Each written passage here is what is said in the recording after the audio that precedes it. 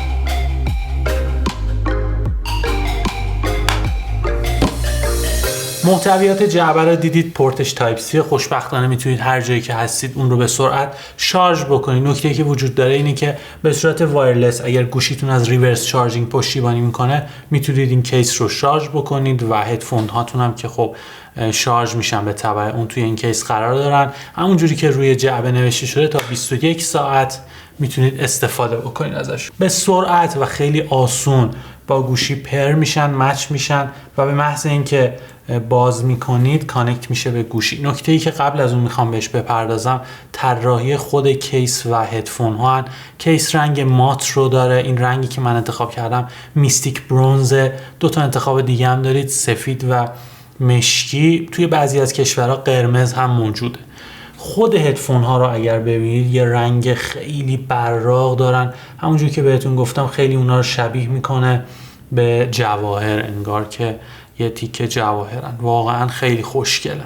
رایت و لفت این قسمت توی هدفون نوشته شده، به راحتی میتونید اونها رو ببینید. فکر میکنم جایی که نور یه مقدار کمه یه مقدار مشکل داشته باشید توی تشخیص دادنش، مگه اینکه به فرمش عادت بکنید و به سرعت اونها رو توی گوشتون قرار بدید. خیلی راحت توی گوش قرار میگیره هر دوتاشون و حس اولی هم اینه که به سرعت قرار نیست بیفتن و با تکون دادن سر هیچ تکونی نمیخورن. خود هدفون ها خیلی هم حس راحتی داره، یعنی اونجوری نیست که احساس کنید یه چیزی توی گوشتون داره اذیتتون میکنه. از اونجایی هم که صافه فکر میکنم که اگه عادت دارید که موقع خوابم هدفون توی گوشتون باشه مشکلی نداشته باشید، بیرون نزده.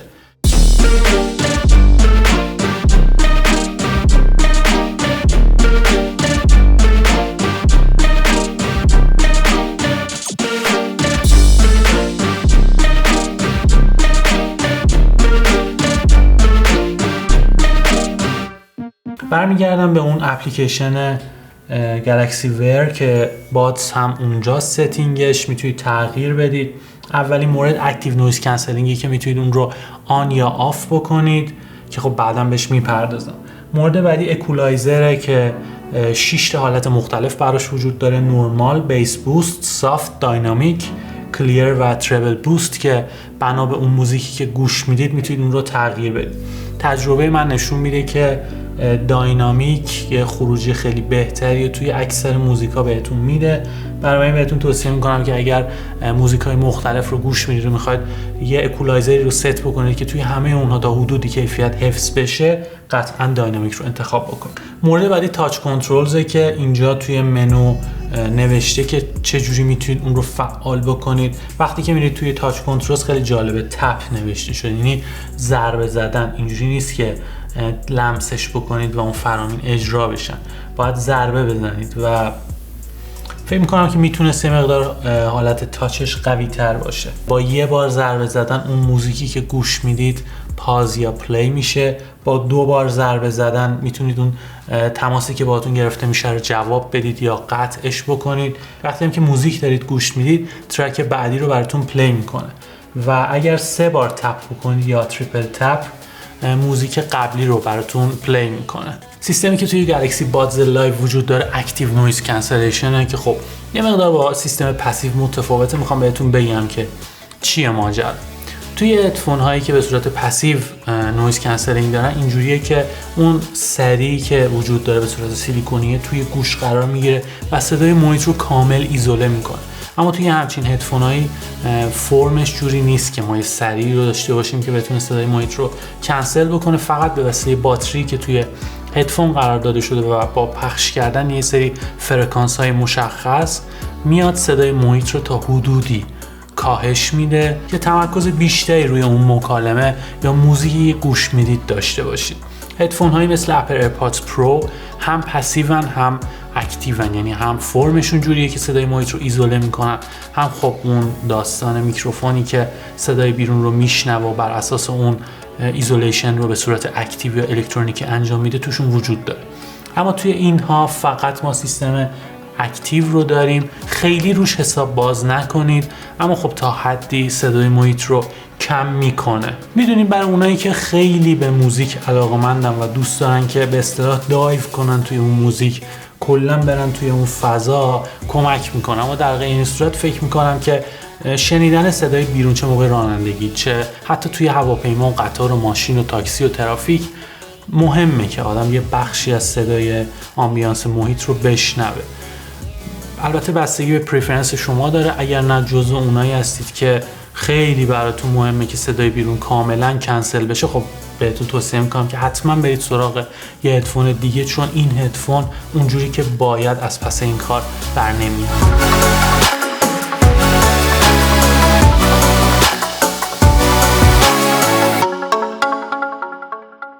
برای تست صدایی که توی این هدفون بیسیم وجود داره با چند تا سورس مختلف، گوشی، هندست گوشی و میکروفون استودیو میخوام مقایسه بکنم که بهتون یه ذهنیتی بده که کیفیتش در چه حدیه.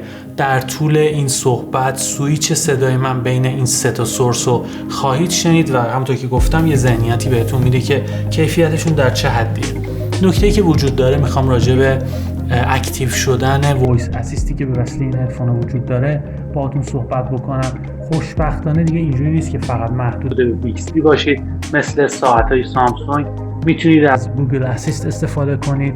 موقعی که لانچ میکنید اسیستنت رو بهتون حق انتخاب میده، میتونید گوگل رو انتخاب بکنید و به وسیله اون کاراتون رو انجام بدید. به شخصه به نظر من کلاس گوگل اسیست اصلا با بیکسبی قابل مقایسه نیست، به قدری که سرعتش بالاست و کارهاتون رو سریع انجام میده در مقایسه با بیکسبی که خیلی کنده. حتی توی یه تماس ساده هم به کندی لانچ میشه و اون تماس رو برقرار میکنه. میتونید گلکسی بادز لایو رو با قیمتی اولوش 3.5 میلیون تومان به تاریخ امروز 24 آبان ماه از سایت دیجیکالا خریداری بکنید. کیفیت خوبی داره. این کیسش هم جالبه، درش خیلی خوب باز و بسته میشه. خود هدفون ها به صورت مگنتیک سر جای خودشون قرار میگیرن و این LED که اینجا وجود داره توی 3 رنگ سبز و نارنجی و قرمز بهتون نشون میده که چقدر کیس شارژ داره. اگه ظاهر براتون مهمه شک نکنید در خرید هدفون، بسیار ظاهر زیبایی داره و خب اون موقع ارزش خریدش بالاست. اگه نه کیفیت صدا براتون مهمه، پیشنهاد میکنم که مقدار بیشتر هزینه کنید، برید سمت هدفون سونی WF-1000 XM3 که خب کیان محمدی ویدیو جداگونه براش داره، آنباکسش کرده، بهتون توضیح میده، بهتون ذهنیت میده که انتخاب بهتری رو داشته باشید. خیلی ممنونم که این ویدیو رو تماشا کردید. خیلی ممنونم که نظر میدید، کامنت میذارید و امیدوارم که این اتفاق یه روند ادامه دار باشه. مرسی.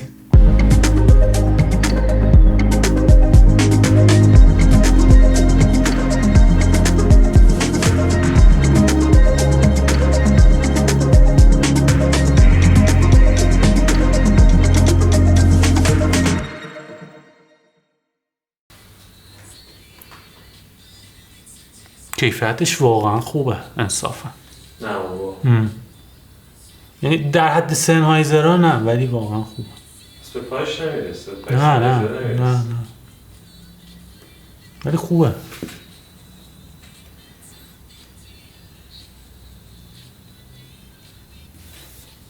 از 10 چند میدی؟ 7.